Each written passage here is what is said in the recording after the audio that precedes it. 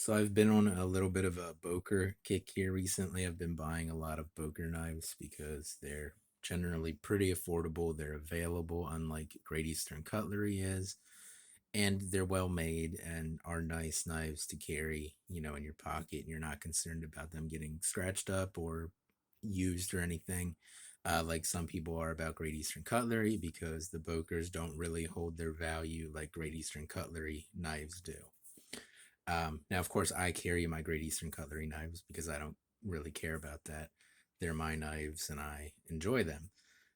But I've been on a Boker kick just because they're available and they're fairly affordable. Um, so I went on agrussell.com and they had a Boker Barlow in this Stag, and I had already gotten the Stag Boker Trapper, of course.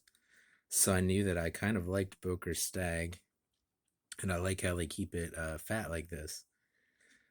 So this is a Boker Barlow, just like my one in Plumwood.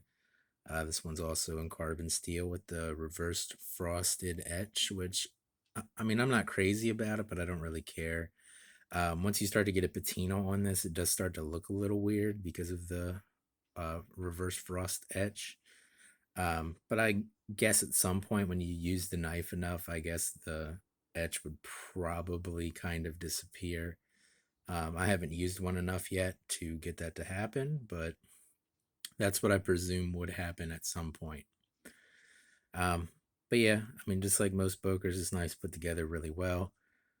Uh, there is a slight gap there, not a big deal. Um, and it looks like there's some very slight gaps between the bolsters and the liners. I think that's on the Stag Trapper I have too, so maybe that's just kind of like a thing that happens with their Stag handles. um Nickel silver bolster, this one's polished. I don't think the one on my Plumwood was polished. I think it was like a brushed. um but this one's polished.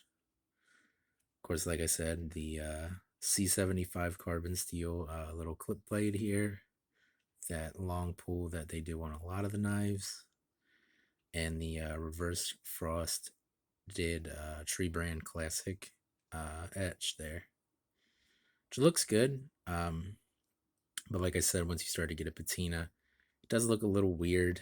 Um, but it's not really that big of a deal. The shield on this one is this silver Soligen shield. This one is not pinned. The one on my Plumwood Barlow was pinned because you can see the pins sticking through the liner. It kind of seems like Boker pins some of their knives and they don't pin other ones of their knives. So I don't think my Trapper, my Copperhead, or either of my Stockmans had the pinned shield either. But the Plumwood Boker Barlow was definitely pinned. So I'm not sure at what point they start pinning their shields, but I don't think this one's pinned. I don't see a hole for it in the liner.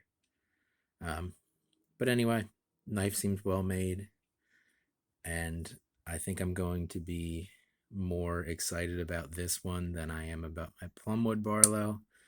I haven't really carried that one a whole lot, which is kind of a shame because it was a fairly expensive knife. This one was on AG Russell for, I think it was like $85 or something like that. With tax and shipping and everything, it ended up being less than $100 for tax and shipping and the knife and everything. Um, so I'm pretty happy about that, considering my Plumwood one was $120. This one's less, and in my opinion, more premium material for the covers.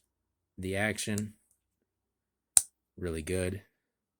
Right up there with Great Eastern Cutlery type actions, pocket knives.